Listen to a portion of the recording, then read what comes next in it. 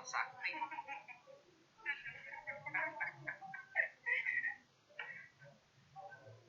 Resepnya jantan pacecek mah enjoy.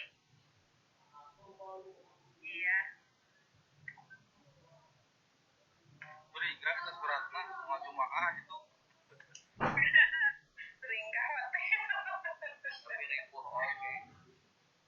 Katinggaleuh jantan teh. Ada informasi dari Kang Raga. Saya naon mana Pak? Bingung aja nanti gitu. Ketinggalan jauh. Jadi cat anu angkatan 48 ge. Saya 1800 cat udah dibuka. Ya kok. Kenapa sibuk? Kerja ya? Ya hari sibuk mah sebelas semoga sibuk. Iya, makanya Abi teh salut dengan bapak-bapak dan ibu-ibu teh. Gitu terus. Orang-orang sibuk semua gitu ya, tapi yang termotivasi kalau Abi mah Apa doana Allahumma paksakeun. sakit Pak. Jantan kumaha Bayuman ka Paraga teh bade atan Abi Bang. Ya ka hoyong mah bade ngan seorang bade ngobrol lah ka bapana bade aja ka tante. Sepeda anu sekitar ayeuna Tacan Bayang. Dasar abi teh terus ke kampus ngobrol. Itu permasalahan kumaha. Atau abi teuing karena teh tamat jauh. Ya. Pertemuan ka opatnya, Pak Ilmannya. Mohon. Terakhir dengan saya Paraga itu terakhir dengan saya dia mau bikin PPT katanya. PPT-nya siap Bu, tapi PHP akhirnya ya sendirian. Saya coba kontak tidak dijawab, chatting aku juga nggak ada yang dibalas sama Paraga. Akhirnya awalnya sih nyambung ya kontak, saya telepon calling, oke Cina Bu siap saya bikin PPT, tapi kelanjutannya ya PHP. Saya tidak berharap lebih sih sama beliau, jadinya kelompok berpasangan rasa individu. Sendirian. Tapi Bu Yuliati mah hebat dan Iya. Alhamdulillah. Allahumma maksakeun saur Pak Ustad ge. Superwoman beliau mah. Sangat berjuang.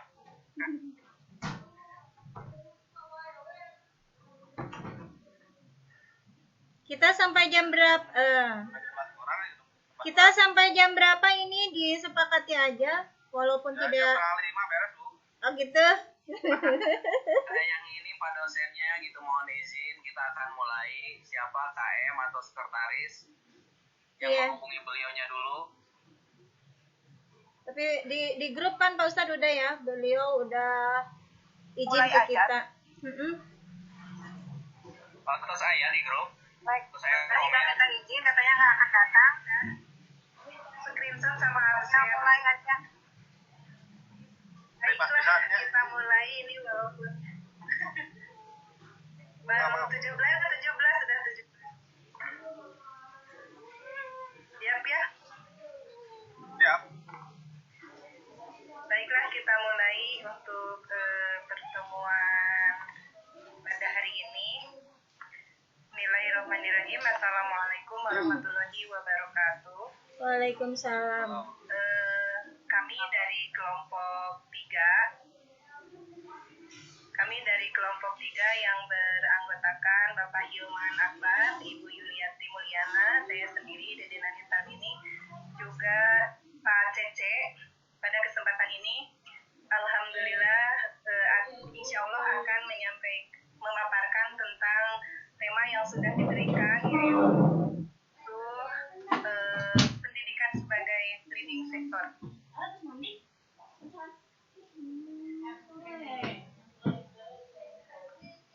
Baiklah, kita mulai untuk pendahuluan. Saya akan buka dengan sedikit pendahuluan, yaitu tak ada yang memungkiri jika pendidikan adalah fondasi utama bagi pembangunan suatu negara. fakta membuktikan bahwa semua negara maju dan modern selalu mengutamakan pendidikan sebagai leading sector untuk membentuk karakter bangsa dan mencetak sumber daya manusia yang unggul. Memang tidak mudah memajukan pembangunan ini. Kita semua harus berbenah diri, memperbaiki diri dengan terus menuntut ilmu, tidak bermalas-malasan, terus mencoba, terus berjuang, dan tentunya selalu berdoa dan berusaha dengan sebaik-baiknya. Tak hanya pendidikan yang diperlukan, tetapi kemampuan fisik dan mental yang kuat yang juga dapat memajukan dalam mensejahterakan negara Indonesia ini. Baiklah, untuk selanjutnya akan dipaparkan oleh Bapak Hilman Akbar dan Ibu Yulianti Mulyana. Kepadanya kami persilahkan. Dan nanti untuk yang mau menanggapi atau mau bertanya, kita buka dua sesi ya, untuk mudah-mudahan dapat dilaksanakan 2 sesi. Untuk pertanyaan yang pertama atau tanggapan yang pertama itu 3 orang, yang kedua sesi kedua itu 3 orang. Terima kasih, silahkan Pak Hilman dan Ibu Yulianti. Jangan cuti ya, jangan ambil cuti ya, belajar terus. Oke, hatur nuhun Ibu Lili sebagai moderator untuk masyarakat waktu kita abdi kanggo mempresentasikan tentang makalah pendidikan sebagai leading sector, ya, tanda tanya. Sudah dibaca ya semuanya tentang pendidikan sebagai leading sector. Saya akan coba untuk share screen. Saya sharing ya. Nah, ya, Share ininya. Ada. Oke. Ya, perkenalkan dulu ya. Di sini pendidikan leading sector oleh kelompok 3, yaitu saya sendiri, teman Akbar, kemudian nanti ada Bu Juliati Mulyana, kemudian ada ya Bu Dede, Nani T, dan Pak Cece. Ya, kalau urusan Pak Cece sibuk ya. Jadi kita bertiga aja yang mencoba untuk mempresentasikan tentang pendidikan sebagai leading sector. Leading sector yaitu pemimpin sektor. Yang jadi tanya di sini adalah apakah benar pendidikan itu sebagai leading sector? Mangga slide keduanya Bu Yuli. Dua, ada nih. Ya, nah, Suara saya ada nggak? ada. Oke, bagus aja. Ada. Ya, lanjut. Oke, sebelum kita membahas tentang apakah pendidikan itu menjadi leading sector atau bukan, kemarin kita juga sudah ngebahas tentang industri sebagai leading sector. Jadi yang mana? Apakah pendidikan atau industri? Sebenarnya untuk pembangunan di Indonesia itu banyak sektor-sektor yang menunjang ya dalam pembangunan di Indonesia ini, baik dari segi sosial, ekonomi, dan lain sebagainya. Hanya sedikit definisi tentang pendidikan, definisi pendidikan. Menurut Undang-Undang Sisdiknas tahun 2003 nomor 20, pendidikan adalah usaha sadar yang terencana untuk mewujudkan suasana belajar dan proses pembelajaran agar peserta didik secara aktif mengembangkan potensi dirinya untuk memiliki kekuatan spiritual, keagamaan, pengendalian diri, kepribadian, kecerdasan, akhlak mulia, serta keterampilan yang diperlukan dirinya masyarakat, bangsa, dan negara. Jadi definisi ini sudah kita kenal dengan baik, ya. Tujuan pendidikan seperti apa. Kemudian untuk undang-undang terdahulu sebelum 2003, pendidikan adalah usaha sadar untuk menyiapkan peserta didik melalui kegiatan bimbingan, pengajaran, dan atau latihan bagi peranannya di masa yang akan datang. Dari keduanya itu bisa disimpulkan berdasarkan beberapa definisi di atas bahwa pendidikan merupakan usaha sadar dan terencana yang dilakukan dalam upaya memperbaiki kualitas diri agar mampu menjawab tantangan di masa depan. Berarti memang pendidikan itu menjadi sektor utama ya dalam pembangunan di Indonesia ini. Oke, lanjut Bu Yuli untuk slide yang ketiga. Di sini ada leading sector ya. sektor, yaitu sektor Ini potensial nyampe nggak ke sana? yang dapat berperan sebagai penggerak bagi sektor-sektor lainnya. Nah, makanya di sini dalam tantanya apakah leading sektor pendidikan menjadi sebuah penggerak bagi sektor Tapi nyampe yang nggak, lainnya. Mama? Lihat di latar belakang. Latar belakang di saat keempat, saya membuat ini memang tidak mudah mengajukan pembangunan ini. Kita semua harus berbenah diri, memperbaiki diri dengan terus menuntut ilmu, tidak bermalas-malasan, terus mencoba, terus berjuang, dan tentunya selalu berdoa dan berusaha dengan sebaik-baiknya. Tak hanya pendidikan yang diperlukan, tapi kemampuan fisik dan mental yang kuat yang juga dapat memajukan dan menjangkakan negara kita Indonesia. Makanya kita selaku pelajar ya, mahasiswa gitu, jangan sampai ke kendor, Cantik ya, atau jangan lampu, sampai nak? kendor menghadapi berbagai tantangan yang luar biasa, karena memang tantangan kita ya untuk memajukan anak-anak didik kita itu sangat berat sekali ya. Kita mencoba untuk bagaimana bisa menghadapi tantangan masa globalisasi seperti ini gitu kan, supaya tujuan pendidikan di Indonesia itu bisa tercapai. Kemudian di sini ada Indonesia adalah salah satu negara yang sedang berkembang melalui pembangunan pendidikan. Baik, pendidikan yang baik adalah ciri suatu sukses bangsa. Karena masyarakat yang pintar dan cerdas yang bisa bersosialisasi dengan era globalisasi dan kehidupan masa depan yang penuh dengan teknologi dan informasi yang canggih. Sebagaimana yang telah kita ketahui bahwa kita sudah menghadapi revolusi industri 4.0 dan nanti juga kita akan menghadapi revolusi society 5.0. Hal ini adalah suatu tantangan yang harus dihadapi oleh generasi muda yang nantinya akan meneruskan perjuangan untuk hidup yang lebih baik. Berarti kita harus bisa menciptakan generasi-generasi yang siap untuk menghadapi masa depan. Karena apabila kita bodoh, bermalas-malasan, maka negara ini tidak akan pernah maju dan akan selalu menjadi yang terbelakang. Makanya kita sudah mencoba, ya minimal kalau saya di sekolah itu ke anak-anak kasih motivasi. Saya lebih mentolerir orang yang bodoh daripada mentolerir orang yang malas.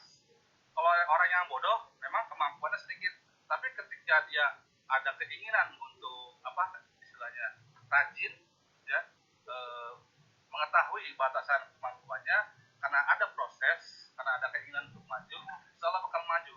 Tapi ketika ada orang yang malas, anak yang malas, gitu, walaupun dia pintar, maka segala pekerjaannya itu bukan tertunda, menganggap sesuatunya itu dianggap enteng. Oke, baik, untuk selanjutnya slide yang kelima, kita lihat di sini dampak dunia digital dan revolusi industri keempat, era baru industrialisasi digital. Nah, di sini ada ancaman dan ada peluang.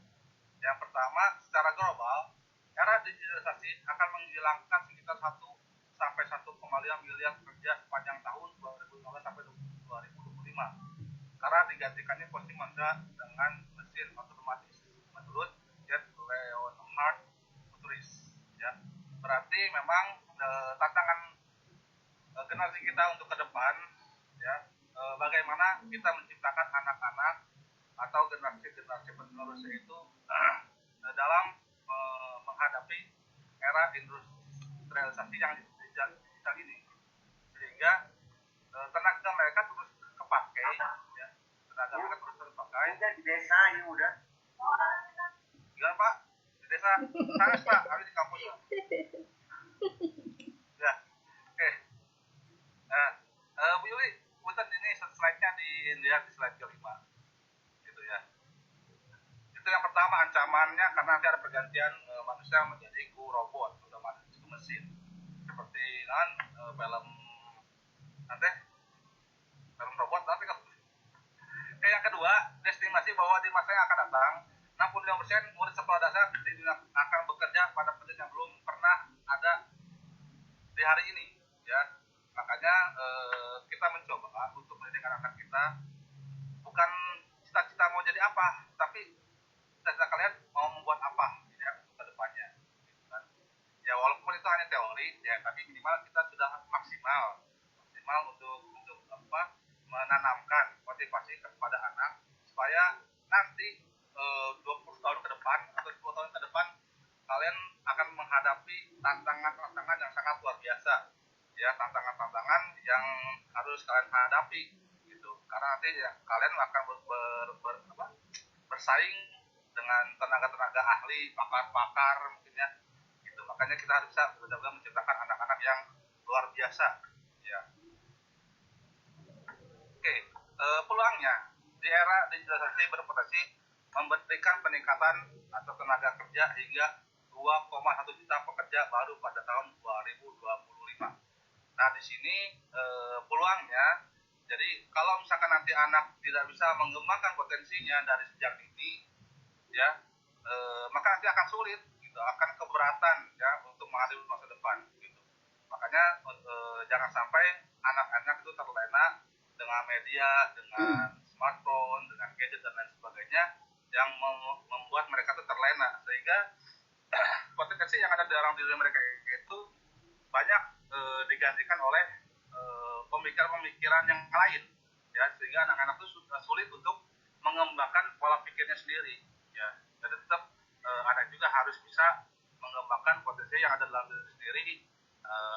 Mudah-mudahan dengan kurikulum di pendidikan yang ada di Indonesia ini sudah mampu untuk mendidik atau menciptakan anak-anak yang seperti itu. Oke, kemudian di slide yang ke-6 ya, selain tadi kita mengetahui dampak dari era digitalisasi, bagaimana strategi menghadapi era digital ya, atau bagaimana merespon masa depan. Yang pertama, kita harus komitmen ya peningkatan investasi di pengembangan digital skill ya. Jadi bagaimana nanti anak harus bisa menggunakan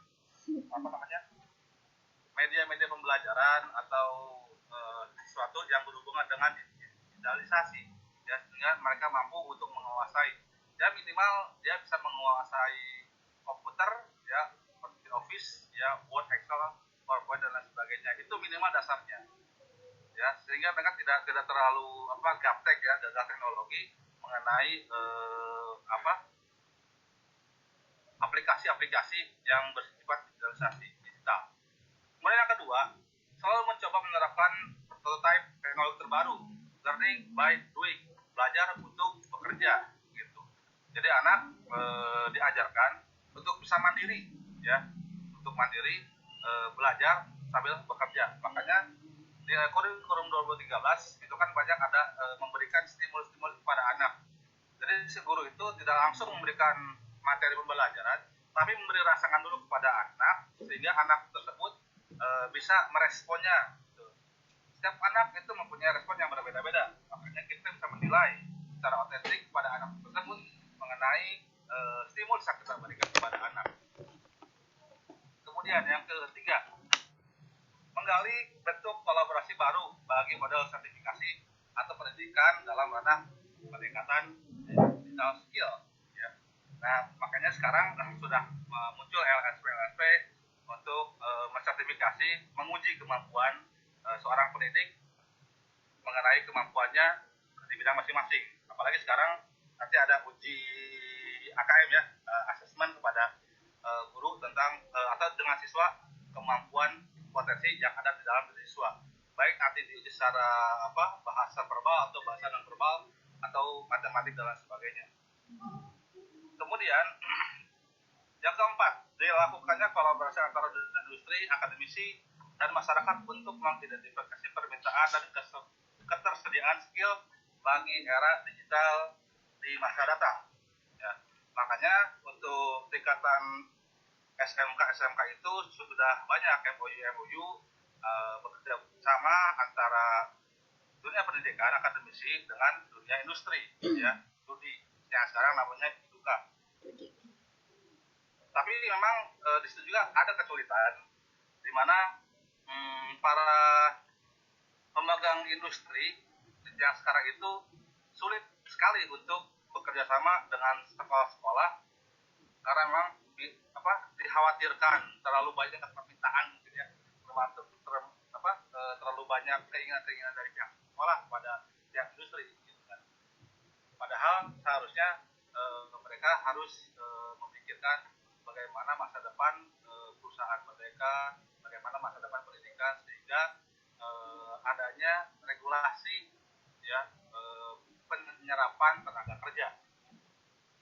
Kemudian yang terakhir yaitu menyusun kurikulum pendidikan yang telah memasukkan materi terkait human skill. Ya, mungkin sekarang kita sudah tahu ya bagaimana kurikulum yang sekarang. Oke, baiklah, mungkin untuk materi saya sampai kelas 6 mungkin bisa ditambahkan dari teman atau dari Bu Yuli untuk menambahkan atau untuk mempresentasikan selanjutnya, atau mungkin Bu Dede juga boleh, silahkan. Ya, terima kasih Bu Dede ya, mungkin saya kasih tolak kalau misalkan nanti ada penambahan saya akan tambahkan lagi. Terima kasih. Untuk slide selanjutnya disampaikan oleh Ibu Yuliati. Kebetulan ini juga slide-nya nggak bisa dipindahin ya, mohon bantuannya. Dari saya nggak bisa, dari Pak Hilman bisa nggak? Oke, bisa, coba aja saya share. Ada nggak saya? Oh iya Pak, itu saya belum tahu. Tuh. Oke. Tapi yang slide tadi Pak Hilman bisa dilihat kan, Bu Dede? Nggak kelihatan. Yang halaman tadi aja. Nah, ini ada serekam. Ya, ada. Silakan Bu Yuliati. Iya. Judulnya nggak bisa dilihat. Nggak bisa. Iya. Baik, terima kasih Bu Dede dan Pak Hilman. Saya akan menyambung dari pembicaraan Pak Hilman tadi presentasinya terkait dengan belajar berbasis kehidupan ya. Di sini memang membentuk kemandirian, kreativitas, adaptabilitas, kemudian agilitas pembelajar. Jadi ini memang ekologi belajar harus mampu menembus batas kehidupan baik bersifat fisik, psikis maupun sosial. Jadi secara fisik belajar tak terbatas dalam kelas, antara lain meliputi laboratorium, bengkel, alam terbuka, daring. Secara psikis belajar melibatkan seluruh unsur pikir, cipta, rasa, dan karsa. Secara sosial belajar berada dalam jaringan kehidupan manusia, baik dalam keluarga, sekolah, masyarakat, serta interaksinya. Jadi intinya berbasis kehidupan di sini memang lengkap ya, bukan hanya fisik, tapi siswa juga secara psikis harus siap untuk terlibat dalam pembelajaran. Kemudian belajar juga di sini kan siklus ya. Jadi di situ ada pengetahuan, ada perluasan pengetahuan, ada penerapannya. Contoh kalau saya mengajar IPA nih. Di IPA mengapa sih siswa belajar listrik statis, belajar listrik dinamis? Ujung-ujungnya di kurikulum ternyata siswa diarahkan supaya hemat listrik. Jadi kaitannya dengan penerapan mereka dalam realitas kehidupan nyata. Kemudian belajar juga berlangsung dalam situasi yang lebih mengutamakan kemandirian. Di sini bukan mahasiswa aja seperti kita, tapi jelas kita ke siswa terutama ya. Kemudian asesmen belajar berorientasi pada belajar berbasis kehidupan. Hal ini ditandai dengan penilaian selama proses belajar dan untuk mencapai tujuan belajar yang ditetapkan dengan mengutamakan asesmen otentik dan berpikir tingkat tinggi. Nah, ini yang terakhir nih, berpikir tingkat tinggi. Kadang kita juga mengalami kesulitan dalam hal mengarahkan siswa bagaimana kaitannya dengan berpikir tingkat tinggi. Seperti halnya tadi Pak Hilman katakan, kita kan akan mengalami AKM ya. Nah, di situ banyak soal-soal AKM itu memang cenderung bukan kehafalan, bukan hanya kognitif, tapi diajak untuk berpikir tingkat tinggi ya. Di sini C4 berlaku, baik itu kritis ya, berpikir kritis, kemudian kreatif, kolaboratif. Nah, baik. Kemudian bagaimana dengan pembelajaran ini? Mengapa penting gitu ya? Di era industri 4.0 itu ternyata masyarakat merespon positif pentingnya pendidikan. Orang tua menyadari bahwa pendidikan jembatan menuju masa depan yang cemerlang. Terbukti ya saat ini ya, kita dengan daring siswa berarti udah mengikuti era industri 4.0 dengan adanya memegang HP tentunya ya, dengan adanya mengikuti pembelajaran secara daring. Kemudian parent printer ini perlu mempersiapkan diri supaya anak mampu memaksimalkan potensinya di era yang serba terintegrasi. Jadi era 4.0 itu digitalisasi industri juga otomasi di berbagai sektor. Kemudian yang menjadi kunci penting yang menarik itu adalah pemenuhan kebutuhan industri. Tidak heran jika permintaan terhadap akses pendidikan yang berkualitas terus meroket dari tahun ke tahun. Sehingga Pak Nadiem ya, ini Pak Menteri Pendidikan kita di episode keempat itu menayangkan bahwa di Indonesia itu perlu sekali terkait dengan akses adanya digitalisasi di bidang jadi kurikulum SMK itu layak membuka jurusan-jurusan baru yang terkait dengan industri gitu, sehingga siap bekerja siswa yang lulus dari SMK tersebut. Kemudian mengapa penting pendidikan di era industri 4.0 ini? Apa alasannya gitu ya? Jadi banyak alasannya di sini ya. Terkait dengan alasannya ada 5 alasan penting pendidikan di era industri 4.0. Yang pertama, pendidikan membekali anak dengan soft skill yang sesuai. Lalu yang kedua, pendidikan mendorong anak berinovasi. Lalu yang ketiga, pendidikan membuat anak terampil teknologi. Kemudian yang keempat, pendidikan mempersiapkan anak memasuki dunia kerja. Tadi yang sesuai dengan Pak Nadiem katakan gitu ya, episode keempat bahwa SMK siap menggunakan membuka jurusan-jurusan baru yang sangat menunjang adanya dunia industri. Dan yang terakhir, pendidikan berkualitas meningkatkan daya saing lulusan. Walaupun saat ini memang banyak sekali ya lulusan yang menganggur gitu ya. Nah, kemudian pendidikan membekali anak dengan soft skill yang sesuai. Di sini bagaimana? Era industri 4.0 itu menuntut pekerja masa kini untuk selalu berpikir kritis serta mampu menyelesaikan masalah kompleks. Proses pembelajaran kini juga berorientasi pada pendidikan 4.0 yang sangat mendukung anak untuk melatih keterampilan ini. Jadi bukan hanya pengetahuan Bapak Ibu ya, kita mengajar sudah ke era digital, era 4.0. Tidak hanya itu, jadi satuan pendidikan itu memfasilitasi peserta didik untuk menjadi komunikatif, mudah beradaptasi, kemudian keterampilan ini membangun kecerdasan emosional anak dan membantu survive dan di dunia kerja tentunya.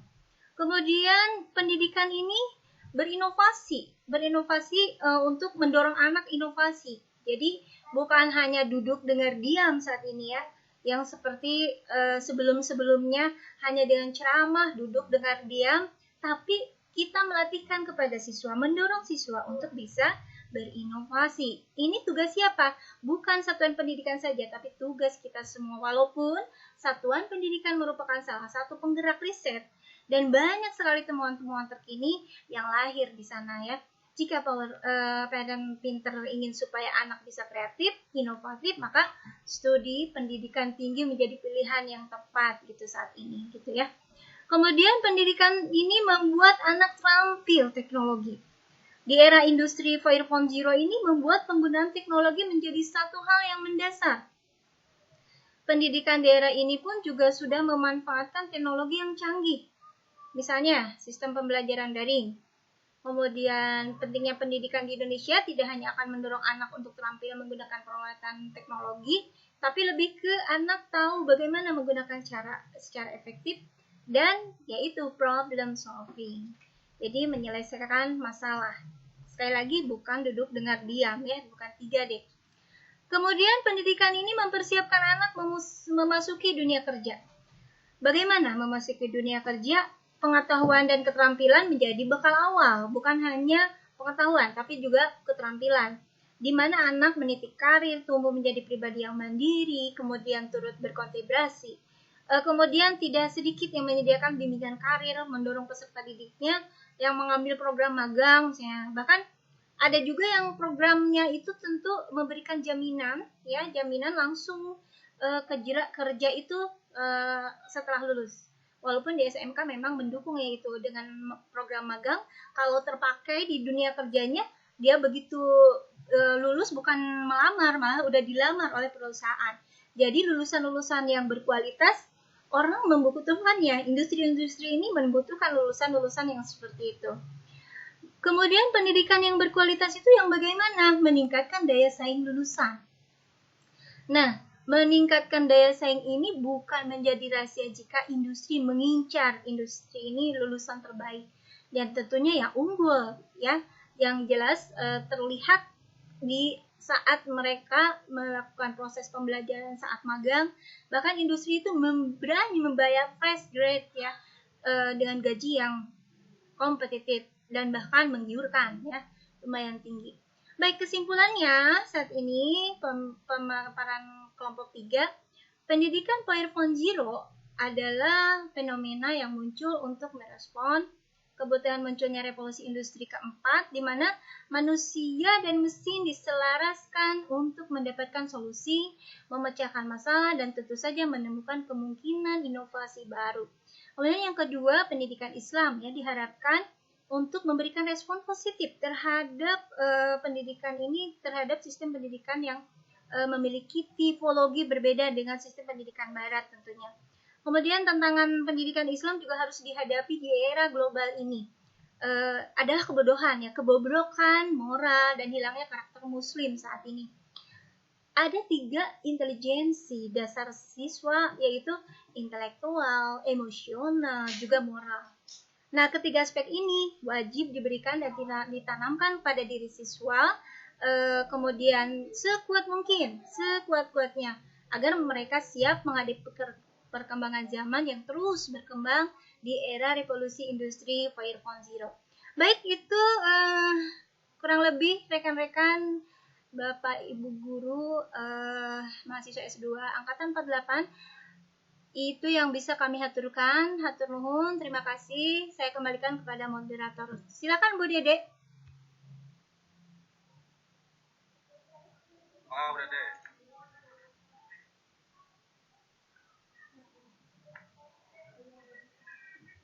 Bu Dede. Bu Dede. Oh, Bu Dede ada. Bu Dede, mana ya Bu Dedenya? Oh iya, silakan Bu Lastri. Silakan. Oh, udah buka seksi. Boleh ya? Iya, boleh. Langsung aja. Warahmatullahi wabarakatuh. Waalaikumsalam. Ya, saya masih dengan presentasi kelompok 1 ya. Kelompok 1 ya. 3. Kelompok 3 kami ya. Kelompok 3 ya. Tentang itu pendidikan tinggi. Karena tadi di slide 11 kalau tidak salah saya baca bahwa parent Pinters ya. Itu kan tentang itu. Jika ingin memotivasi anaknya itu, maka solusinya pendidikan tinggi itu. Jika parent Pinters ingin supaya anak bisa kreatif dan inovatif, maka studi pendidikan tinggi menjadi pilihan yang tepat. Nah, itu apakah memang seperti itu? Karena tadi juga di kesimpulan ternyata banyak lulusan perguruan tinggi juga yang belum bisa bekerja gitu ya. Apakah memang pendidikan tinggi satu merupakan pilihan yang tepat atau bagaimana?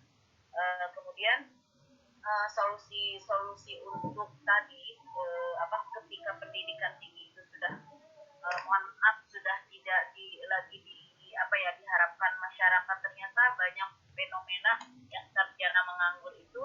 Bagaimana solusinya agar maruah perguruan tinggi itu kembali kembali di sama masyarakat gitu, karena kan sekarang itu kebanyakan justru anak-anak muda sekarang itu justru bergiat wirausaha gitu ya. Nah, itu saya minta tanggapan dari kelompok Bapak Ibu. Terima kasih. Wassalamualaikum warahmatullahi wabarakatuh. Baiklah, terima kasih Bu Lastri. mati, nggak tahu kenapa. Selanjutnya ada, ya, silakan Pak Hilman mau langsung aja. Nah, sebelum ke presentasi, biasanya teman-teman kalau ada yang mau menanggapi gitu. Saya kasih dulu ke teman-teman. Ya, silakan. Ini barusan mati jadi tidak menyimak gitu. Kirain udah pertanyaan tadi Bu Lasti kebetulan yang mau bertanya atau menanggapi gitu. Di situ ada ininya. Silakan, udah selesai Bu Yuliati ininya presentasinya? Sudah. Sudah. Sudah. Sudah, silakan untuk Ibu dan Bapak yang mau menanggapi atau mau bertanya. Izin saya mau bertanya, Bos. Boleh, Jawab, mangga. Pak. Bertanya. Silakan Pak Wil. Tanya apa? Jadi ini kalau pendidikan 4.0 itu yang mana sih yang menjadi output kelulusan yang mesti apa ya bukan berarti kalau tingkat SD kayaknya nggak mungkin, SMP nggak mungkin kan, SMK apa di perguruan tinggi gitu ya. Itu yang pertama pertanyaannya. Boleh kan dua pertanyaan? Boleh kan Om Hilman dua pertanyaan? Enggak, hanya satu aja. Boleh. Dua boleh. Wal ayak pelang gitu. Terus yang keduanya gini kan, 4.0 itu kan di Indonesia itu memang apa ya disebut dikatakan baru ya. Apalagi sekarang kan kayak di kepegawaian kayak di pabrik sudah banyak sekali aplikasi gitu kan ya. Itu 4.0 juga kan. Kemarin di Kabupaten Bandung kan ada yang namanya Simpeng ya, sistem apa ya? Sistem Oh ya. informasi kepegawaian di Kabupaten Bandung. Ternyata kemarin itu terjadi kendala, servernya tuh jebol atau gimana saya nggak tahu ya namanya. Nah itu sehingga sampai sekarang itu belum bisa diperbaiki. Nah ini mungkin kan kelemahan dari program itu begitu, yang akhirnya kembali lagi ke zaman apa ya namanya itu konvensional lagi. Akhirnya kita inilah. Nah lantas kalau ditanya ini siapa yang bertanggung jawab, mereka saling tunjuk loh. Dari sampai SDM ini dibuatannya dari Diskominfo nyalahin lagi ini kepada apa sih namanya tuh yang programmer itu, ya pihak ketiganya lah ya kan, yang nawarin program itu gitu kan. Programnya memang bagus sih gitu kan ya. Tapi yang namanya sistem itu kan tidak bijak juga sih, banyak kendala sekali, apalagi Kabupaten Bandung sekarang banyak guru dan juga staf ataupun apalah yang ada di distrik itu kesulitan untuk naik angkat gara-gara diberlakukannya yang namanya simpel tersebut.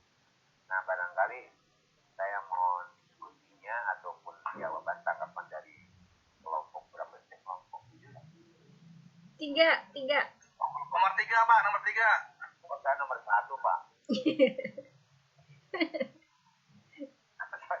Nah gitu aja pertanyaan dari saya. Terima kasih Mas Angga, dilanjut. Nuhun Pak Om Hilman. Ya. Oke, aturan bagus secara berasri. Mau langsung aja Pak Hilman? Oh, boleh sedikit aja ya. Ya, Silakan langsung mau aja ya. nambahkan. Tadi Ada mengenai dalamang sadayananya enggak? Sadayana dalamang sarehat kan ya? Alhamdulillah. bebas corona, Pak.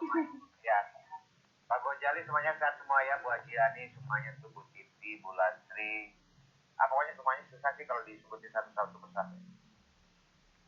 Dilanjut Pak. Alhamdulillah. Menanggapi tadi ya pertukuran tinggi, apakah masih diminati atau enggak begitu Bu Lasri ya? Kira-kira. Ya di slide 11 itu bahwa untuk parent pinter itu katanya perguruan tinggi itu menjadi satu-satunya jadi pilihan yang tepat untuk bisa jadi meningkatkan inovasi gitu. Oh iya. Oke, memang gini Bu ya. Kalau perguruan tinggi kan sudah berbentuk riset ya, kebanyakan siswa-siswanya itu. Ya, karena memang untuk tingkat tinggi itu bukan hanya memberi materi gitu kan, hafalan, tapi mereka juga ada bentuk penerapan. Otomatis segala hal itu ada namanya eksperimennya, uji cobanya, ya kemudian diteliti sampai sejauh mana ya perkembangan atau permasalahan permasalahan yang dihadapi gitu. Jadi kalau untuk tingkat tinggi memang salah satu pendidikan yang tepat bagaimana anak bisa kreatif inovatif gitu ya untuk tingkat tinggi. Ini berkaitan dengan pertanyaan dari Pak Korwil mengenai apakah industri 4.0 ini cocok untuk tingkat dasar, menengah, atas atau tinggi gitu. Sebenarnya untuk tingkat SD juga itu harus tetap dipersiapkan karena memang dipersiapkan itu ya untuk melanjutkan ke tingkat jenjang yang selanjutnya menengah, ya menengah pertama sampai menengah atas. Kemudian juga SMK juga sama, karena memang SMK juga kan tidak mungkin ujung-ujung anak bisa mengambil sebuah keahlian di bidangnya tanpa didasari dengan pendidikan dari bawah, dari dasar. Ya nggak mungkin anak itu pinter di SMK sedangkan di SD-nya itu nggak belajar gitu. Jadi memang yang harus dipersiapkan anak itu kan dari tingkat bawah dulu. Makanya saya banyak menekankan anak-anak itu berinovasi, dia memberikan stimulus, atau kita juga menanyakan kepada anak bukan menanyakan cita-citanya mau jadi apa, tapi ingin membuat apa. Karena memang di situ nanti untuk kedepannya ketika cita-cita mereka ingin jadi sesuatu itu nggak ada di tahun depan, di masa depan mereka tuh nggak ada, itu ada gitu kan. Sehingga bagaimana kita bisa menciptakan anak-anak yang sudah siap ya untuk pendidikan ke atas. Memang untuk pendidikan tinggi sebagaimana yang kita ketahui itu bukan hanya dapat ilmu dari guru gitu kan, tapi kan ada sesuatu yang harus dipecahkan permasalahannya ya. Memang tetap untuk tingkat dasar itu ada pemecahan masalah, mungkin bebannya berbeda, mungkin pemecahannya berbeda ya. Mungkin pertanyaan dari saya. Maka ada yang menanggapi atau dari Yuli silakan. Iya, terima kasih Pak Hilman. Iya, terima kasih Bu Dede. Siap. Ini kaitannya di Indonesia, sebenarnya kan banyak sumber daya manusia ya. Yang namanya sumber daya manusia ini sebagian besar mengeksplor kemampuan dirinya sendiri itu dan terus berkembang melalui pendidikan. Salah satunya memang perguruan tinggi. Walaupun di situ di perguruan tinggi, kenapa? Karena di sini di slide ini kami menggarisbawahi perguruan tinggi. Mahasiswa di perguruan tinggi itu kan ditantang, dituntut untuk menjadi manusia yang siap, istilahnya menghadapi era industri 4.0 itu sendiri. Nah, tapi tidak semua mahasiswa gitu ya yang ada di perguruan tinggi ini siap dalam hal ini gitu. Artinya kita tahu ya di perguruan tinggi itu memang diarahkan ke arah sana, ke arah kemandirian, ke arah siap bekerja untuk menghadapi industri 4.0. Dan mungkin ada juga mahasiswa yang tidak. Nah, kalaupun ada SMK, memang ini kaitannya dengan jawaban dari Pak Korwil ya. Ini tidak hanya di SMK. Apakah hanya untuk SMK atau perguruan tinggi aja? Sebenarnya step by stepnya ada gitu. Kalau menurut saya sih harus dari SD, dari TK bahkan ya, dari PAUD, dari TK, terkait dengan mempersiapkan anak didik menjawab tantangan 4.0 itu.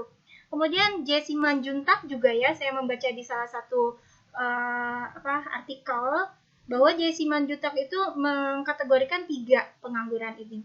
Ada pengangguran total, yang totalitas dia tidak bisa bekerja karena memang tidak punya pekerjaan sama sekali.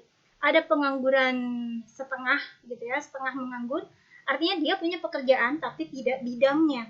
Ada juga pengangguran yang terselubung. Pengangguran terselubung ini dia itu punya pekerjaan serabutan atau mungkin pekerjaan yang bukan bidangnya juga, tapi ya intinya kata Simanjuntak ini terkait dengan pengangguran bisa diatasi dengan hal-hal yang dipersiapkan saat dia sekolah, saat dia di perguruan tinggi sebagai mahasiswa, atau mungkin saat di sekolah di SMA atau SMK-nya.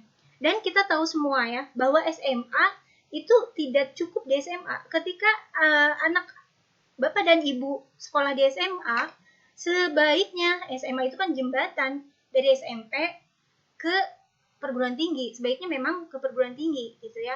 Karena level SMA itu memang lulusannya hanya punya 1 ijazah. Sedangkan SMK memang dia walaupun siap kerja, lulusannya itu boleh kan ke perguruan tinggi walaupun punya 2 ijazah. Artinya dia itu kan sudah pernah magang lah di satu perusahaan. Nah gitu. Begitu Bu Lastri dan Pak Korwil. Mungkin ada tambahan dari yang lain, Bu Dede. Saya kembalikan ke Bu Dede. Ya, ini untuk dari industri 4.0 ini, sebentar.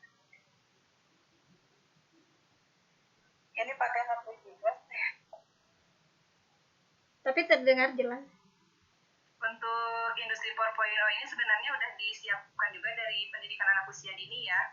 Itu seperti yang tadi Bu Yulianti sampaikan bahwa sekarang itu anak-anak tidak diberi semata-mata oleh guru, tapi guru itu hanya sebagai fasilitator dan dapat memfasilitasi anak-anak usia dini untuk berpikir tingkat tinggi gitu, cara memecahkan masalah dan diberi kegiatan-kegiatan yang memang itu akan terstimulasi untuk cara pemecahannya seperti apa. Itu mungkin mempersiapkan untuk menghadapi industri 4.0 itu. Jadi sudah dipersiapkan dari anak usia dini juga untuk menghadapinya. Terus tadi untuk menanggapi dari Pak Korwil ya tentang apa sih itu ada di Kabupaten Bandung itu tentang simpel dan lain sebagainya, itu kebetulan saya juga pengalaman itu waktu membuat hasil teh OSS ya. OSS katanya kalau untuk PAUD itu belum siap untuk SDM-nya, jadi mungkin itu ada belum siap untuk yang menanganinya, katanya seperti itu Pak. Itu pengalaman saya. Itu mungkin menambahkannya. Silahkan yang lainnya ada yang itu sudah cukup Pak Korwil.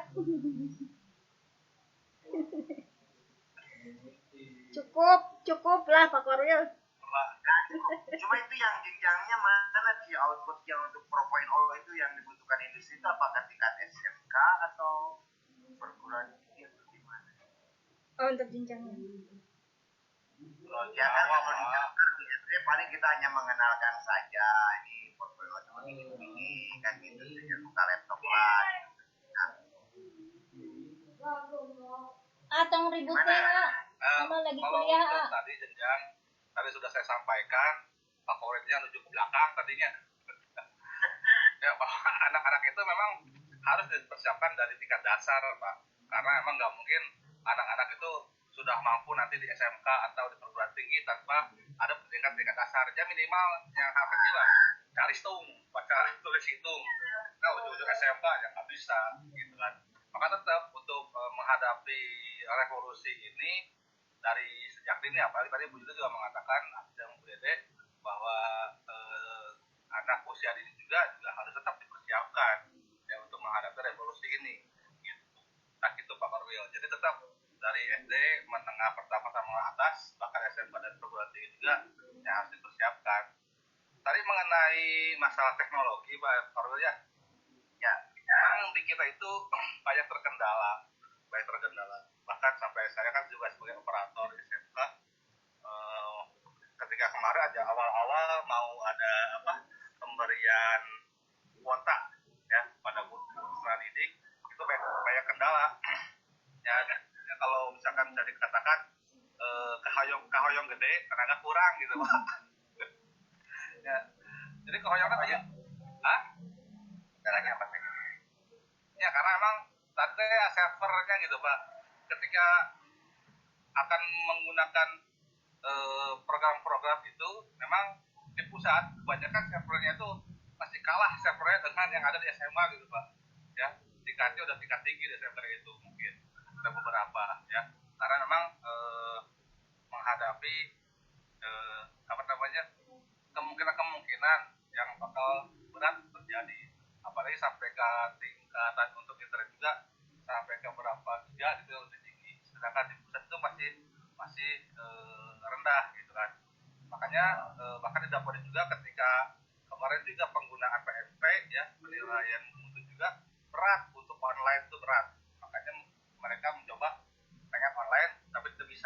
akhirnya offline dulu ya, kemudian baru dikirimnya online kayak gitu. Jadi kehoyong gede tenaga kurang, nah itu yang harus diantisipasi secara pusat deh gitu ya, untuk mengenai aplikasi-aplikasi ini. Nah gitu Pak, mungkin di sana. Oke, saya guru kalau begitu ya, jadi peran guru bagaimana nanti ke depan dengan revolusi industri ini, apalagi 4.0, katanya orang lain kalau dia lagi udah masuk ke 5.0, kalau 5.0 saya nggak tahu yang kayak gimana gitu ya, kecanggihan teknologinya.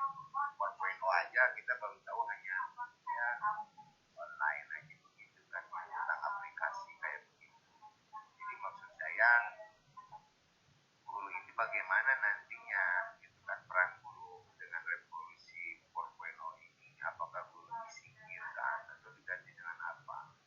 Kalau masalah ini kan saya pernah ini kan, kata orang Sunda bijak begini, jadi jenak bedog kudu mancing warangka terus jalan kudu mancing guru gitu kan ya, terus deh Beres. ya gitu kan ya. Nanti kalau saya sih takutnya peran guru Terjemahkan atau terjemahkan. Terjemahkan. bedog kudu mancing warangka jalan aku tuh mancing guru jadi gitu ya. Kalau dengan 4.0 bagaimana gitu kan, dengan PJJ kita tidak ketemu gitu kan ya, tidak bisa ketemu dengan baik gitu dengan guru, kita tidak tahu wajah guru bagaimana, cara jalan guru sedangkan kalau kalau dari dulu kita itu suka melihat itu mengidolakan seorang guru itu dari ya cantiknya, senyumnya, terus apalah namanya gitu kan, itu menjadi istilah itu Pak Hilman. Nah peran guru aja lah, intinya peran guru itu bagaimana nanti di revolusi 4.0 ini mah prediksi juga nggak apa-apa lah gitu. Makasih. Makasih Pak Korwil. Kalau menurut saya nih ya, tentang 4.0 peran guru itu bagaimana? Nah, yang jelas guru itu kan hanya fasilitator, membimbing, mengarahkan, mendidik. Jadi bukan hanya membelajarkannya itu hanya dengan ceramah. Kita menggunakan model-model pembelajaran yang update gitu ya. Yang update, arti update di sini yang mendukung ke 4.0 itu. Yang update di sini yang mendukung ke 4C, kreatif, critical thinking gitu kan, kolaboratif, komunikatif. Nah, dari yang 4C ini kita sudah nggak melaksanakannya ke siswa. Ini semua level ya, baik di PAUD, SD, SMP, SMA, SMK. Nah, termasuk kita sebagai mahasiswa oleh Pak dosennya, apakah sudah dimodelkan seperti itu atau belum? Yang jelas kita kalau di tatap muka sudah, kalau di tatap muka nah, sudah, tapi kalau di PJJ iya, begitu Pak Koryo. Kalau menurut saya, berarti kita sudah melangkahkan kaki bersama untuk mengarah ke abad 21 4.0 ini gitu. Karena di 4.0 kan kita tidak hanya pengetahuan saja, tapi juga sikap. Jadi keterampilan, terutama yang berpikir kritisnya ini gitu. Toh soal-soal juga di AKM ternyata mereka itu disuruh menganalisis, bukan lagi pemahaman atau hanya pengetahuan saja kan, bukan hanya mentok di C1 atau C2, tapi mereka diarahkan ke C4 ke atas, C4, C5, C6, sampai bisa mengkreat gitu ya, sampai bisa menghasilkan karya. Jadi bukan hanya duduk dengar diam, tapi mereka juga mencari sendiri dengan entah itu googling atau mencari referensi, kita kasih saran supaya mereka bisa mandiri gitu. Jadi kita sebagai guru, menurut saya sih peran kita sudah mengarah ke 4.0 itu, Pak Korwil. Kalau menurut saya ya. Bagaimana nih pendapat teman yang lain? Silakan. Mana Pak Jenal dulu? Silakan ada yang mau Saya setelah Pak Jenal, silakan. Oke, Pak Ustaz. Kenyalin dulu. Assalamualaikum warahmatullahi wabarakatuh. Waalaikumsalam. Menyikapi dari beberapa ini, ya. Beberapa tahun ke belakang pernah rame tentang istilah RPP abad 21 gitu kan. Ternyata satu ada komponen cost-nya di situ. Memang tadi nyambung sama Bu Yulianti, jadi emang sekarang mah dibentuk bukan hanya C1 C2. Kedua, kemudian dari KD yang disampaikan dari kementerian itu harus ditambah gitu kan. kemudian dalam prosesnya itu harus menggunakan 4C, bahkan sekarang 5C. Kemarin saya kebetulan ngobrol sama dokter dari kementerian, emang Apa C? 5C. Nah itu dia, saya lupa Lainnya apa? ini naon apa. Iya. Kebalan. Tapi bukan. Cuman tanda emang apa, tapi ini nyambung juga dengan kelompok Bu Yuliati yang minggu kemarin di dalam masalah tentang teknologi. Di sisi lain 4.0 itu adalah sebagai alat, sebagai kendaraan yang digunakan gitu. Jadi emang di posisi di model mengarah ke sana, kemudian di dalam media juga emang diarahkannya digunakan, sehingga peran guru ya ini mah tugasnya pertama dari pusat dulu ya, kayak sekarang sistem ini kan sementara diagendakan 2023 kan, sementara sekarang tiba-tiba ada pandemi akhirnya dipercepat ya, begitulah hasilnya Iya kan kita belum Iya, siap kan. nah itu emang tajam siap nih teh, cuman harus siap. Nah sehingga sekarang bagaimana kerja pemerintah, ada sistem guru penggerak lah, kemudian ada guru belajar dan lain sebagainya. Nah, kemudian nyambung sedikit tadi dari dari Bu Lastri ya, emang ini sempat ramai antara SMA dan SMK nih dulu ketika SMA itu sampai KU gara-gara SMK begitu kan, sehingga nah ini sempat ramai karena masalah life skill, karena kan ditutur ada life skill SMK itu. Sementara kalau dulu ketika SMK belum booming ya, ketika zaman Yusuf Kala kan kalau nggak salah, itu emang disarankan ke SMA, sehingga ketika lulus SMA disarankan masuk ke perguruan tinggi, sehingga nanti gelarnya S2 ke S3 sampai betul dalam pendidikan, sehingga kualitasnya emang di atas rata-rata. Nah sekarang yang ada di lapangan, ketika anak itu paradigma berbeda. Saya pernah ngajar kurang lebih 10 tahun juga di SMA. Bahkan di SMP ketika saya tanya ke anak-anak, nanti kamu mau kemana? Dia rata-rata memilih SMK. Ketika sama orang tuanya alasannya karena supaya nanti ketika beres sekolah itu langsung bekerja. Jadi nggak terpikir untuk melanjutkan pendidikan. Nah ini yang jadi agak sedikit ini. Jadi ramai ini antara SMA dan SMK. Di sisi lain life skill mungkin SMK, tapi di sisi lain pendidikan SMA. Kalau dulu kan di Bandung itu orang lulus kemudian contoh di SMA 2 dia target ITB atau gimana, jadi yang pendidikan dulu. Nah sekarang tergiur ini paradigma ini. Nah ini menyikapi yang tadi nyambung sama pertanyaan Bu Lastri. Nah ini seperti apa nih supaya balance sehingga ya jalan dua-duanya, intinya mah bagaimana tujuan pendidikan itu bisa tercapai ya. Assalamualaikum warahmatullahi wabarakatuh. Waalaikumsalam. Terima kasih. Waalaikumsalam warahmatullahi wabarakatuh. Silakan yang mau menambahkan lagi Pak Ustadz, Pak Haji. Ya, saya ya. Baik, bismillahirrahmanirrahim. Assalamualaikum warahmatullahi wabarakatuh. Waalaikumsalam. Ya, menambahkan tadi apa yang disampaikan, di antaranya di kondisi revolusi industri 4.0 ini sebenarnya peran guru itu di mana? Ya,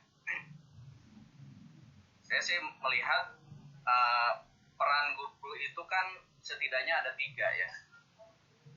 Yang pertama adalah transfer ilmu pengetahuan. Nah ini peran yang pertama ini di kondisi PJJ ataupun kaitannya dengan era revolusi industri 4.0 bisa jadi ini sudah tergantikan oleh yang namanya teknologi ya, googling di internet ataupun media-media yang lainnya. Sekarang ada e-book ataupun media-media digital itu sudah tergantikan peran guru yang kaitannya dengan knowledge ataupun kognitif gitu ya. Itu bisa jadi referensinya anak-anak bisa jadi lebih lengkap. Tapi dua peran yang lainnya kaitannya dengan guru itu, saya sih melihat itu tidak bisa digantikan oleh teknologi secanggih apapun. Tetap yang dua peran berikutnya terkait dengan guru itu tidak bisa tergantikan oleh teknologi secanggih apapun. Apa dua peran tersebut? Yang pertama adalah guru itu punya peran bagaimana mengajarkan how to learning gitu ya. Jadi kalau bahasanya itu mentor. Jadi yang namanya sukses itu ada tahapan-tahapannya.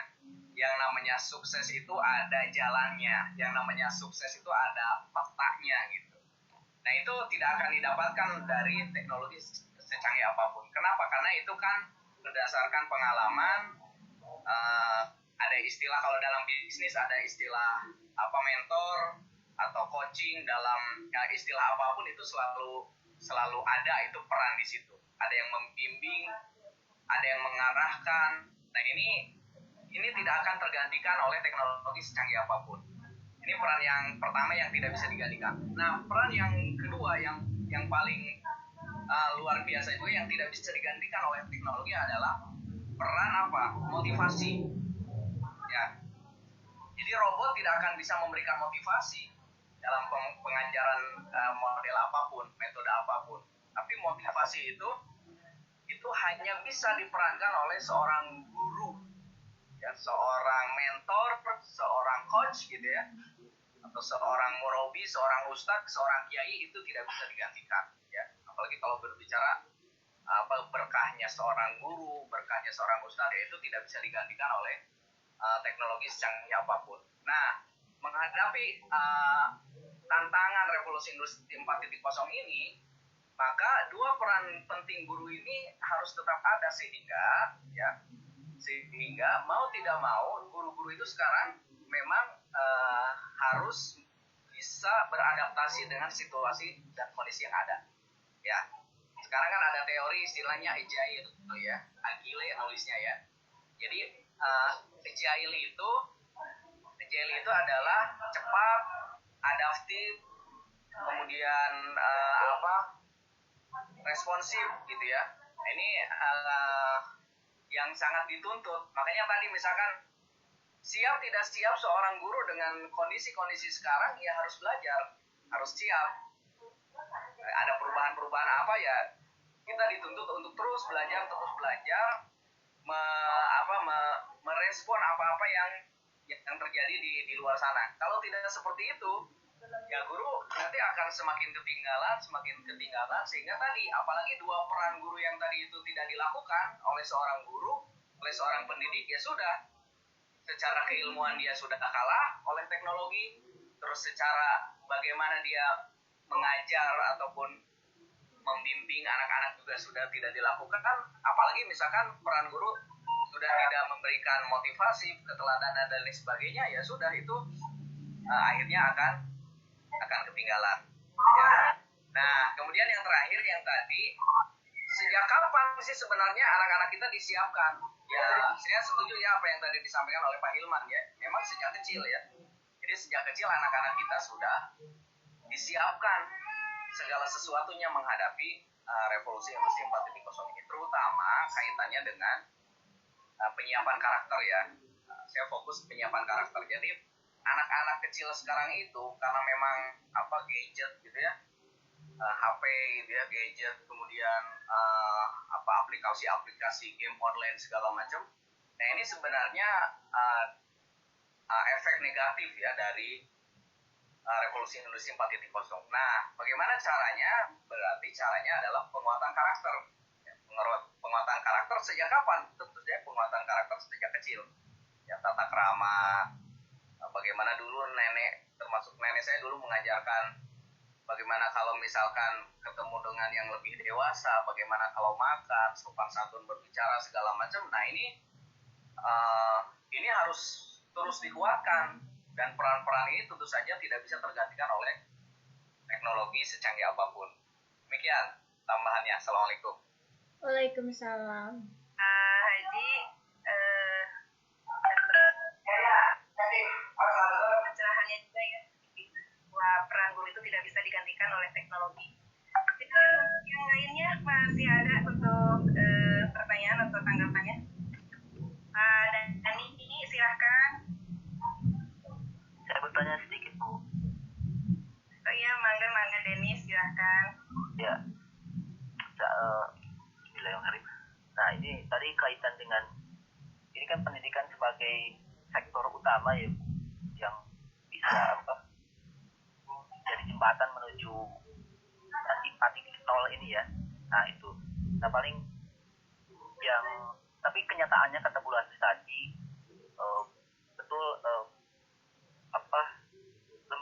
pendidikan yang punya potensi untuk mencapai kondisi 4.0 itu adalah di perguruan tinggi tingkat tinggi gitu ya. Tapi kenyataannya kata Bu Asih tadi ternyata masih banyak kualitas dari, mungkin kalau tidak salah kualitasnya yang masih tidak sesuai gitu. Sehingga banyak lulusan-lulusan S1 yang tidak sesuai, bahkan malah mereka bekerja di yang bukan bidangnya di pendidikannya. Nah itu yang pertama. Kemudian itu kan lebih berarti kualitasnya yang kurang, sementara kalau kuantitas pendidikan saya pikir sangat banyak sekali gitu kan. Kaitannya juga tadi bahwa pendidikan ini adalah fondasi utama dari pembangunan. Semakin banyak orang-orang yang berpendidikan berarti pembangunan itu semakin baik gitu kan. Nah ternyata untuk kuantitas sebetulnya udah banyak, tapi kualitas masih sedikit. Nah ini khawatir dan ternyata banyak juga nih Pak ya, ini khawatir menjadi paradigma yang melekat di masyarakat tentang bahwa ternyata dengan pendidikan pun tidak bisa menjamin dirinya untuk siap menghadapi masa depan gitu kan. Nah ini sebenarnya sudah terjadi di kampung-kampung saya Bu, di Cikelet, di kedalamannya, yang menyatakan bahwa untuk apa sekolah karena tidak bisa menjamin kehidupannya. Jelas. Nah itu. Lagu Iwan Fals juga kan gitu. Nah, pertanyaan saya gini Bu, untuk menuju 4.0 nanti, nah bagaimana nih dengan generasi yang terdahulu nih ya, yang sudah terlewat, yang putus sekolah, apakah mereka akan terhapus oleh zaman, tertinggal dan sebagainya? Nah itu paling poinnya. Itu saja mungkin. Habis berbatang-batang. Bagaimana ini untuk yang tertinggal sekolah ya gitu, tidak sekolah, untuk menghadapi kedepannya itu seperti apa? Namain yang Pak Denis ya. Moderator, mohon maaf. Apakah akan terhapus? Moderator nih. Soalnya gini kan, yang namanya kita mindsetnya jangan dirubah lah. Bahwa belajar itu bukan untuk mencari kerja. Bukan. Tapi kenyataannya gitu Pak. Ya betul. Memang betul. Jadi gini, saya juga suka merubah paradigma waktu jadi ngajar ya, waktu jadi guru. Jadi banyak orang tua begini di kampung kami begini ngomongin. Ngapain lah sekolah, udah cukup sampai SMP gitu kan, dikenal dokter bernoba, guru bernoba, dan cuma presiden saya, nah gitu kan ya. Bilang betul ya, di kampung begitu kan. Sangat betul Pak. Meluruskan mindset itu kan kita perlu waktu, perlu proses. Bahwa saya bilang baik di pertemanan orang tua atau lagi bergaul bersosialisasi dengan masyarakat, suka-suka memberikan pengaruh. Kan namanya pemimpin itu memberikan pengaruh kan ya. Nah, kita masukkan pengaruh-pengaruh yang positif di sana, bahwa belajar itu bukan dari kehidupan ya. Nah kalau kita sekarang, kalau saya kan udah kerja, jadi saya perlu dengan ilmu-ilmu manajemen yang masih kurang, makanya saya kuliah. Kalau nggak kuliah saya skill lagi dong, kan ya. Jadi intinya mindset kepada masyarakat tetap kita harus tanamkan bahwa belajar itu bukan dari kerja. Belajar itu adalah untuk mencari ilmu, ya, untuk merubah tingkah laku, untuk bisa merubah tingkah laku dari tidak tahu menjadi tahu, dari bodoh menjadi cerdas, gitu ya Pak Denis ya. Kalau tentang sarjana banyak lah, itu udah dari tahun berapa, 80-an, 80 oleh Iwan Fals juga dari dikatakan kan. Itu ya, Pertempatan. Itu Bu. Memang benar sih kalau di masyarakat itu susah ya Pak merubah pola pikir masyarakat tentang pendidikan itu agak sulit gitu. Tapi kalau misalkan di sini di kampung saya sendiri ya, kalau sudah kerja, misalkan keluar SMP sudah kerja, udah tahu uang ya udah, apalagi gitu untuk apalagi ikut pendidikan gitu kan. Kebetulan saya juga buka PKBM, jadi harapan saya masyarakat itu yang memang memiliki ketinggalan itu bisa masuk kesetaraan, tetapi memang perjuangannya agak sulit juga untuk membuka pola pikir di masyarakat gitu ya. Ya kalau udah kerja mah udah aja gitu. Itu memang satu perjuangan kalau untuk merubah pola pikir di masyarakat tentang pendidikan gitu. Malah sekarang gini. Silakan Pak Hilman mau menambahkan. Kemarin, sebentar Pak Iman. Kemarin saya ngobrol, bukan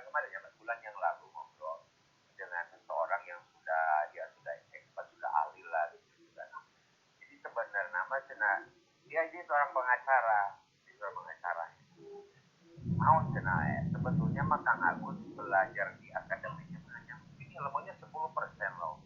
Ya, yang tetap menjalankan pengalaman aja katanya itu Kang Denis ya. Itu saya ngobrol dengan mereka. Jadi yang didapatkan di bangku kuliah mah hanya 10% lah gitu kan, hanya teori-teori doang. Tetap kalau di lapangan itu banyak yang kontradiktif antara pembelajaran dengan apa ya? Dengan penerapan di lapangan sehari-hari yang manifestasi di lapangannya berbeda sekali, jauh sekali. Apalagi kayak kalau sekarang ada sebagai korwil aja ya pengalaman. Kalau kita sudah dihadapkan dengan permasalahan non teknis, serius gitu kan ya, isolasi, namun nggak jadi. Kalau saya cuma langsung aja, jangan diterusin. Baik. Justru Bu Dede sedikit tadi ya, itu karena banyak lulusan sarjana, lulusan SMK yang tidak terserap oleh dunia ini, membuat pikiran bawah sadar masyarakat itu muncul kembali bahwa ternyata sekolah juga tidak menjamin hal itu gitu. Ya artinya ternyata kualitas yang paling saya tekankan gitu. Nah, apakah terlalu banyak sekolah, lembaga-lembaga sekolah sehingga terlalu banyak lembaga sekolah berlomba-lomba mendapatkan banyak peserta didik sehingga kualitas tidak diperhatikan gitu. Karena berapa ratus orang yang lulus per tahunnya gitu. Kita kan tidak tahu kualitasnya apakah memadai atau tidak. Akhirnya tidak terserap oleh negara, oleh dunia. Ya. Itu. Boleh menanggapi Bu? Boleh silakan Pak. Setelah Tas sekian tadi teh menanggapi ya tuh. Bapak Hilman, silakan Pak Hilman. Simpel Pak Lites ya. Ya, simpel. Sekarang gini. Hari keluarga Dedi sama orang. Anaknya 4. Eta menuju proses eta kira-kira embrio yang masuk itu berapa juta? Miliaran lah. Miliaran ya. Nah, sebenarnya simpel sih. Ya, kalau kita melihat ke proses. Ini kepada omong ini mah ya. Ketigot. Lanjut Pak Hilman. Ya, karena memang gini. Kan itu kan proses. Dan otomatis tidak semua harus berkualitas gitu. Pasti ada beberapa yang punya potensi di bidang itu. Gitu kan? Ya, saya membagi 2 hal. Human teh, udah kayak human. Jelma gitu nya. 1, ada konseptor. 2, ada operator gitu. Jadi orang bisa pilih dia mau jadi sebagai konseptor atau hanya operator. Kalau mindset jadi operator, ya udah nggak usah sekolah, bekerja aja, gitu kan. Gitu. Jadi emang kita nggak bisa menjudge orang kualitas itu jelek atau sekolah itu jelek, dia bisa menjudge itu, gitu kan. Karena semua orang punya pilihan, ya. Kenapa kita semua itu mau kuliah lagi?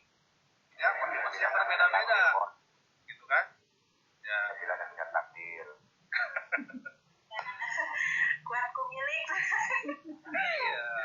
Takdir itu 90% lah. Ya, jadi memang masalah kualitas dan kuantitas itu juga masih dalam perdebatan gitu ya. Memang ada beberapa hal yang bisa dinilai dari kuantitas, ada yang bisa dinilai dari kualitas. Gitu. Ya, ketika pabrik itu kan tidak harus yang berkualitas semua, gitu kan. Pasti perlu kuantitas. Bagaimana produksinya itu bisa lebih banyak dan membutuhkan tenaga yang lebih banyak. Gitu. Jadi memang masalah tadi ya mindset orang-orang itu juga pilihan mereka. Kenapa mereka berpikir seperti itu? Ya itu juga karena proses pendidikannya yang tidak maksimal, gitu kan? Ya, atau misalkan memang peradabannya belum masuk ke sana, gitu. Begitu dengan peradaban yang ada di kota. Gitu. Kalau misalkan paradigma pedesaan dengan perkotaan itu sangatnya bertentangan bangetnya jauh, gitu kan? Oke siap. Di atas anak-anak kopi. Alamatnya nanti. Alamatnya. Oke siap. Di atas. Ya karena memang berbeda gitu. Makanya makanya kenapa kita sebagai pendidik ya harus bisa mengoptimalkan, bisa menyebarluaskan ya dengan proses pendidikan ini. Makanya kalau misalkan nanti ada anak yang berhasil atau enggak, ya emang itu juga takdir alam gitu ya, proses. Jadi kalau misalkan nggak mungkin, karena kalau misalkan semuanya pinter, ya mau jadi presiden semua, atau karena emang terus kenapa ketika ada orang yang kuliah ya atau akan berbeda dengan jurusannya, itu juga pilihan. Jadi kita juga tidak bisa menjudge bahwa itu kualitasnya kurang atau harus kualitas dan lain sebagainya. Mungkin itu persen saya. Dan ada juga bukan hanya pilihan keilmuan. Nomor dua. Peluang. Nomor hiji nama eta we. Iya. Sudah cukup. Jadi gimana? Ayo lanjut. Jadi teman-teman tidak perlu semua pintar maksud saya, tapi semua masyarakat harus tahu apa itu makna pendidikan. Tidak terlalu nyontek dengan pendidikan. Tidak harus semua pintar. Syukur-syukur. Tapi Pak Denis sebenarnya ya dengan adanya, ini pertanyaan Pak Denis tadi kan bagaimana generasi yang sebelumnya yang putus sekolah ya, bukan putus sekolah, artinya tidak melanjutkan sekolah gitu, seperti generasi X itu bagaimana? Kalau menurut saya itu pemerintah tidak tinggal diam dengan adanya, dulu waktu saya sekolah kan bayar SPP Pak Denis, zaman aku mah sekolah itu bayar SPP, SMP bayar, SMA bayar, kok mau kuliah gitu S1 bayar SPP. Nah sekarang pemerintah dengan melakukan membebaskan ya dengan adanya anggaran BOS, baik BOS untuk BOS buku juga kan, itu salah satu usaha dari pemerintah bahwa tidak boleh ada putus sekolah lagi gitu. Iya tuh, apalagi dari PGRI gitu. Jadi ternyata sebenarnya pemerintah tidak tinggal diam dengan adanya entah itu putus sekolah atau berhenti sampai di SMP misalnya. Udah we mau dilanjutin lagi karena misalnya wajib belajar 9 tahun tos we mau ke SMA. Udah we dah cukup SMP oke kan. Walaupun begitu berarti ada solusi sebenarnya dari pemerintah seperti itu. Dan satu hal ya, seperti kata Pak Hilman betul sekali, itu pilihan mereka, tapi opportunity di lingkungannya, karena memang kesempatannya kayak di pegawai bank, najan misalnya teh dia lulusan bahasa Inggris pendidikan, oke, karena peluangnya di situ, jalanlah dia jadi pegawai bank gitu ya. Jadi selain peluang, ya itu kata Pak Korwil, takdir. Takdir, walaupun memang istilahnya bisa diubah sebenarnya ya. Bisa aja dia keluar dari bank terus nyari jadi guru gitu sesuai jurusannya gitu. Iya, betul itu bagian Pak Ustadz. Begitu Pak Denis, terima kasih atas pertanyaan hebatnya. Pak Korwil. Siap. Pak Korwil, abis lu jadi Kertasari.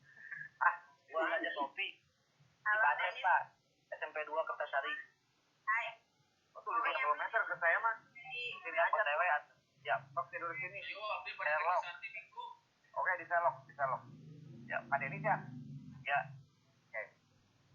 Jadi Denis Ada kopi hilang, ada kopi. sebagai Boleh. Iya, Bu Dede. Bisa Bu Dede. Foto bareng Bu Dede. kita itu harus mampu memberikan pemahaman juga kepada masyarakat bahwa memang pendidikan itu bukan salah satu untuk tujuannya untuk hanya bekerja aja gitu. Nah, itu. Pendidikan itu kan tidak hanya didapatkan di usia sekolah, tapi pendidikan itu bisa didapatkan dari lahir sampai akhir hayat gitu. Jadi kapanpun itu belajar. Jadi intinya pendidikan itu bukanlah untuk hanya mengejar ke sana gitu, ke pekerjaan tertentu saja. Itu mungkin ditambahin lagi atau sudah cukup, yang lainnya bagaimana? Foto bareng sekarang mah foto bareng Pak Bu Dede. Dari Ibu Haji Yani ini ada tambahan, pendidikan itu membentuk peserta didik menjadi entrepreneur, menjadi pekerjaan karena kesempatan. Terima kasih Bu Haji Yani. Selanjutnya, mangga silahkan. Yang lainnya masih ada untuk menambahkan. Harus sampai jam 10 habis.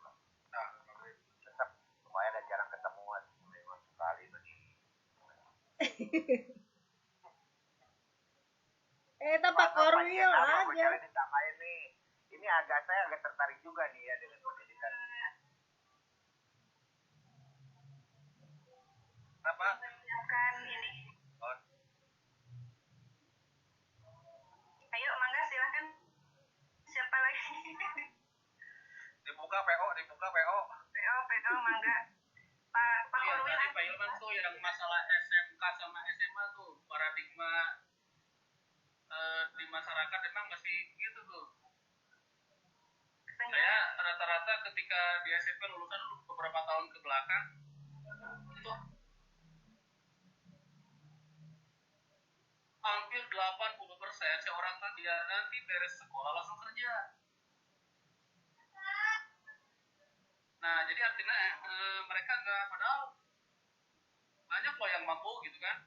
Tapi ujung-ujungnya mending jadi pegawai di Ciwong, di PPJ, ada yang di SMK Merdeka karena dia mungkin di bengkel gitu kan. Nah, jadi tidak ada mindset yang berpikir supaya kenapa gitu kan kalau mampu, dananya mampu, diarahkannya itu supaya dia bisa melanjutkan ke perguruan tinggi lah gitulah. Itu kan luar, kalau misal dianggap kalau dia lulusan SMK bisa anggap bagiannya perkantoran atau administrasi lah, dia lulus SMK kerja mungkin hanya di SPG gitu kan. Sementara kalau dia bayangkan ketika dia mampu dia ke perguruan tinggi itu kan bisa jabatannya pun ketika di dunia kerja mungkin bisa levelnya lebih tinggi lagi. Nah, belum terbayang. menyeimbangkan ini. Nah, ini paradigma.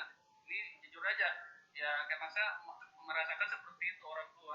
Orang tua mengarahkan, kita guru mengarahkan, tetap karena mudah ke SMK pingin nanti kerja gitu. Nah, jadi si mindset sekarang itu kebanyakan ke sana.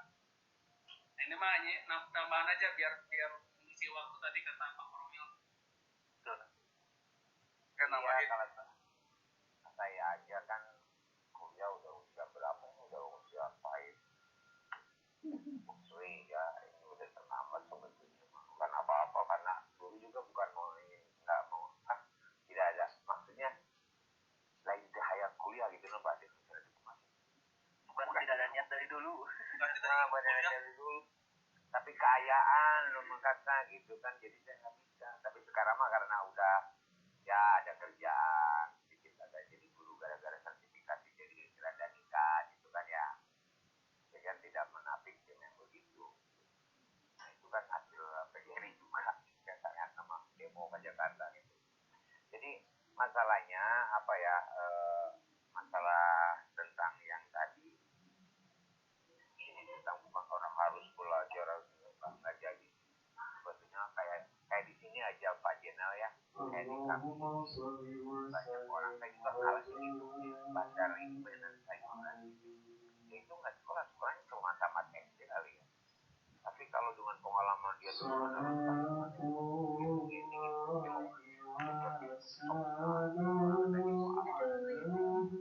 balap-balap pakai apa namanya kalkulator ternyata kecepatan mereka yang lebih cepat. Bangga tukang remi kan sama gitu. Iya gitu, jadi tidak menjamin lah suatu pendidikan yang bisa menjadi expert, menjadi ahli dalam menurut saya ya. Itu Pak Jenal. Pak Hilman. Tapi kadang Pak sebagai ukurannya ijazah sih tetap.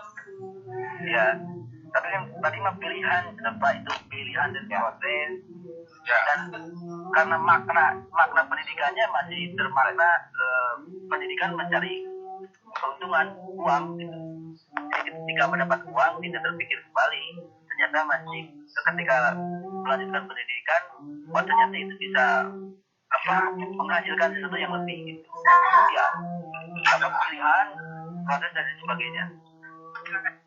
Ya mungkin begini ya, untuk mindset dari anak tersebut atau misalkan bisa diwarnai oleh paradigma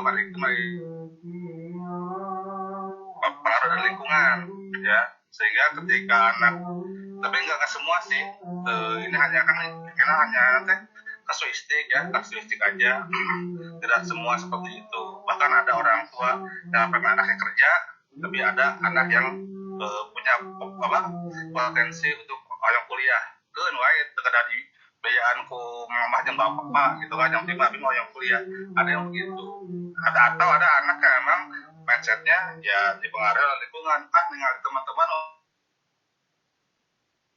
teman-teman ada yang kuliah ikut kuliah nah, jadi memang masalah faktor internal dan eksternal itu juga akan menentukan paradigma setiap orang ya dalam menentukan dia mau bekerja atau ikut berpendidikan ya. Tetap saya mah kewe udah hidup eta pilihan. Siap. Baiklah, sudah cukup sepertinya ya. Cukup Bu. Cukup ya, Bu Yulianti sudah cukup, Pak Hilman, Pak Korwil. Closing Pak Korwil. Oh iya benar tuh Pak Korwil. Pak Korwil sudah cukup. Alhamdulillah. Kesimpulan. Ya. Aduh, ini atuh yang Ibu Kepala Sekolah, mangga silakan untuk menambahkan nih. Bu Yayat mana sih Bu Yayat kemana ya?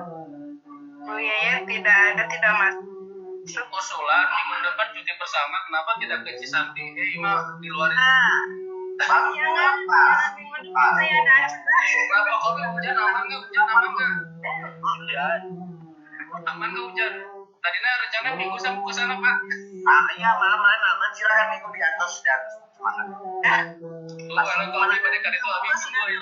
Ya tanggal 17.35 menit. Mau lanjut atau mau di udah Ya dulu baru saya mau di siapa aja. Kalau Jali foto dulu kalau Jali. Oh siap. Siapa aja yang mau ke Cisanti teh? Abang-abang tuh sekarang kerja santai habis UTS. Kalau diurungkan kamerana. Oke siap semuanya siap. Pak KM urungkeun Pak KM. Abdi itu surung, yang lainnya mana? Ayo atuh jangan begitu itu jangan kelihatan wajahnya kelihatan dong. Yang baru masuk ke Zoom untuk Ya aku jasna tuh sama tuh. Ya, Utut keren tuh, cantik Utut. Jasnya. Abdi mau di luar kan? Saya Jasna. taruh aduh jas keren Utut Cukup penilik kalau di atas Oh siap. di atas PKM.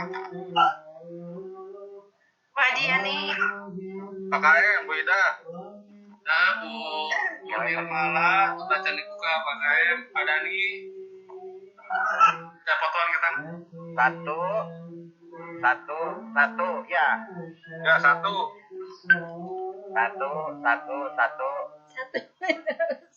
Keren. Mana?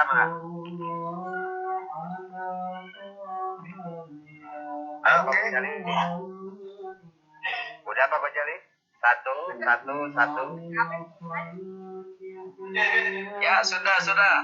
oh iya terima kasih Siapa turun? Kemana tuh? Mau tutup Bandung kalau mau. ini saja kita akhiri saja untuk presentasi dari kelompok diskusi dari kelompok 3 yang kesimpulannya akan disampaikan oleh Ibu Yulianti. Kami terima kasih kepada Bapak dan Ibu atas waktunya, atas masukan, saran dan anggapannya. Mudah-mudahan bisa lebih memotivasi kita dalam melaksanakan pembelajaran baik di sekolah maupun di kelas ini. Itu silakan Ibu Yulianti untuk menyampaikan kesimpulannya. Terima kasih Bu Dede, moderator kita hari ini. Kesimpulannya kita yang namanya pendidikan sebagai leading sector berarti kita mendorong siswa untuk berinovasi, mendorong siswa menjawab tantangan era revolusi industri dan mempersiapkan siswa untuk memiliki soft skill di era digital ini. Itu aja Bu Dede, saya kembalikan ke Bu Dede. Oh iya, baiklah. Terima kasih. Mudah-mudahan bermanfaat. Terima kasih Pak Hilman, Ibu Yulianti, juga Pak Cece. Mohon maaf apabila masih banyak kurangnya. Terima kasih dan wassalamualaikum warahmatullahi wabarakatuh. Waalaikumsalam warahmatullahi wabarakatuh. Waalaikumsalam warahmatullahi wabarakatuh. Amin. Ya. Udah kita keluar aja. Break kelas ya, break kelas. Waalaikumsalam. Assalamualaikum. Waalaikumsalam.